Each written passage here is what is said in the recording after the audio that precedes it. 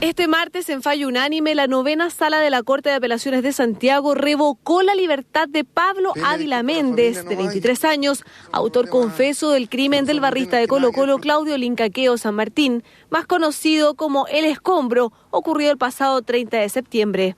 La Corte acogió los argumentos de la Fiscalía Oriente, los cuales atribuyen a Pablo Ávila la consideración de ser un peligro para la sociedad, lo que significará que el imputado pase a prisión preventiva en una cárcel de alta seguridad.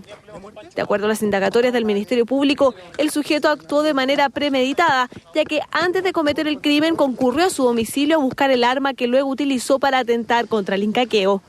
La Fiscalía formalizó a Pablo Ávila por los delitos de homicidio calificado, homicidio frustrado y homicidio en grado de atentado. Creemos que se ha restablecido el imperio del derecho.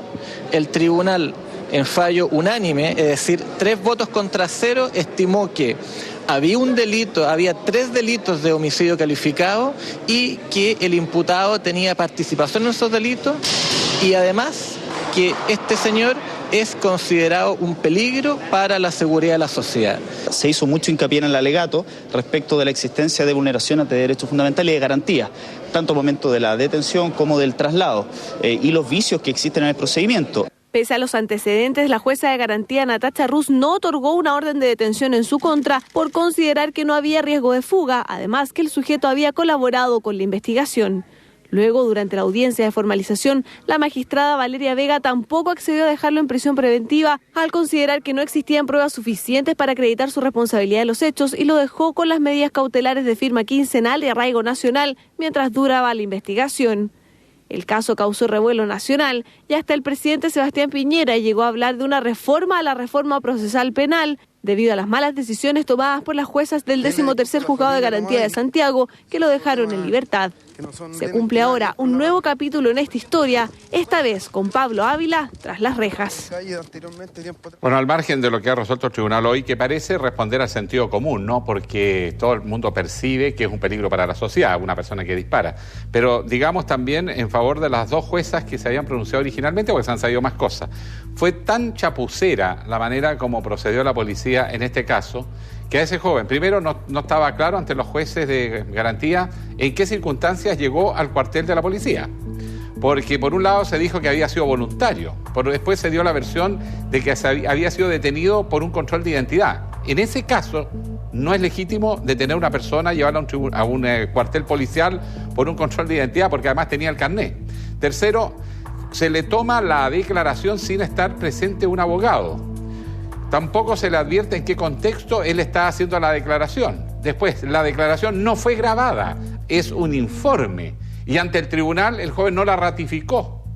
Es por eso que quiero decirles que es comprensible la confusión en el tribunal. Y los jueces de garantía, bueno, si aplicamos un criterio en estricto rigor en una corte americana, en Estados Unidos o en Inglaterra, se va para la casa. Se anula todo el proceso. Pero acá en Chile opera el criterio distinto que el que ha señalado el tribunal, y también es legítima esa resolución, que es del sentido común, decirle, bueno, pero ok, será todo lo espurio, el proceso, todo lo torpe, el proceso que llevó a su confesión, a lo mejor incluso ni siquiera es válido el procedimiento ante la justicia, pero es un peligro, puesto que mató a otra persona.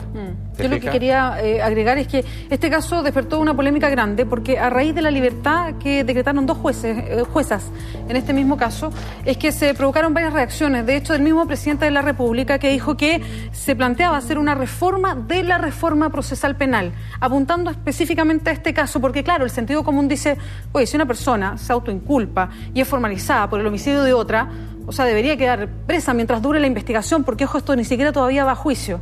Lo que decían los magistrados es que el proceso, el sistema, está hecho para que haya varios jueces que son los que toman la decisión. Y si hay dudas, se podía acudir, como se hizo, a la Corte de Apelaciones. Y fue la Corte de Apelaciones la que dijo, nosotros por unanimidad consideramos que esta persona debe estar presa. Entonces están los mecanismos. Por eso cuando decíamos, a ver, pensemos bien cuando se hacen reformas a una reforma procesal penal. No actuar en caliente por hechos puntuales. Sí, es muy serio reformar un sistema, es bueno evaluarlo, pero hablar de una reforma por un caso en específico, bueno, aquí cambió ya, ahora está preso. Además que el tema no es el sistema, aquí es claramente la falta de formación del personal policial y en todo caso de la falta de criterios más uniformes de los jueces de garantía.